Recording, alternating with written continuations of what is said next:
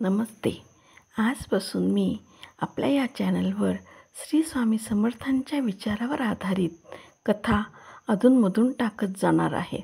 त्या कथा तुम्हाला नक्कीच आवडतील. आज आपण बघणार आहोत भक्ती निरागस आणि एकनिष्ठ असावे. मंगला नावाची एक गर्भवती स्त्री होती. तिचं हे तिसरं बाळ होतं. ती शरीराने अगदी अशक्त झाली होती. तिचा नवरा दिवसभर शेतात राबायचा. घराची सर्व व्यवस्था व तिची काळजी तिची 10 वर्षाची मुलगी गौरी पाहायची. गौरी अल्पवयीन असली तरी समजदार होती. ती सकाळी उठून झाडलोट करायची, स्वयंपाक करायची. तिने केलेली भाकरी घेऊन तिचे बाबा शेतात जायचे. मग ती आपल्या छोट्या भावाला तयार करून जेवण करून शाळेत सोडायची. थोडक्यात ती घराची सर्व व्यवस्था नीट पाहायची. पण या कामामुळे गौरी फार दमायची. एक दिवस फार दमलेली असतानाच तिला पीठ दळून स्वयंपाक करायचा होता. तिला फार झोप येत होती. ती कळकळून स्वामी आजोबांची आठवण करते.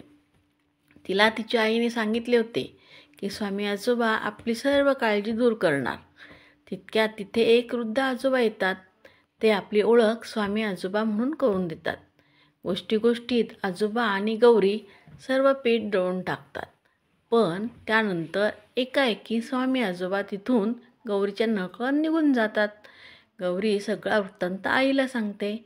मंगलाला वाटतं आपण मुलांना धीर देण्यासाठी स्वामी आजोबांचं नाव सांगितलं आणि मुलगी खरंच समजली. कदाचित श्रमामुळे गौरी उगीचच मनातलं बोलली असावी. त्यानंतर गौरीला जेव्हा ही मदत लागायची तेव्हा स्वामी आजोबा यायचे आणि गौरीला मदत करायचे. एकदा गौरीच्या आईला प्रसूती वेदना सुरू होतात. आधीच अशक्त असल्यामुळे हा प्रसंग मंगलला अगदी जीव घेण्यासारखा होतो. सुईणबाईने मूल अडलेलं आहे म्हणून देखील सांगितले होते.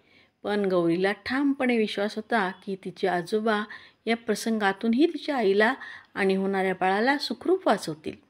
गौरी गावभर आजोबांना शोधत फिरते, पण कुठेही स्वामी आजोबा तिला भेटत नाहीत. हिरमुसलेली गौरी घरी परत येते. तिथे तिची आई सुखरूप प्रसूत झाल्याचे तिला कळते. त्या स्थानावर स्वामी प्रगट होतात. त्यांना पाहिल्यावर गौरी पटकन आपल्या स्वामी आजोबांना ओळखून जवळ जाते. ती म्हणते, स्वामी आजोबा तुम्ही कुठे गेला होता? मी गावभर शोधले तुम्हाला. त्यावर स्वामी म्हणतात, अरे मी इथेच होतो. अरे मला तुझी काळजी दूर करायची होती.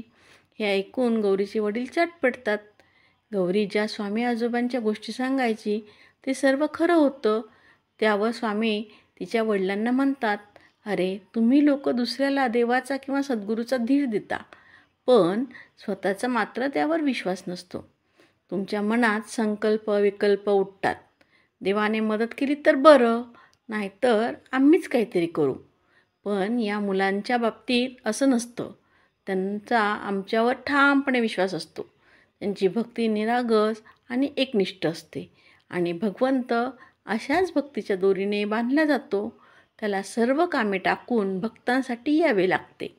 देवावर विश्वास कसा करावा हे या लहान मुलांपासून मोठ्यांनी शिकावं. श्री स्वामी समर्थ.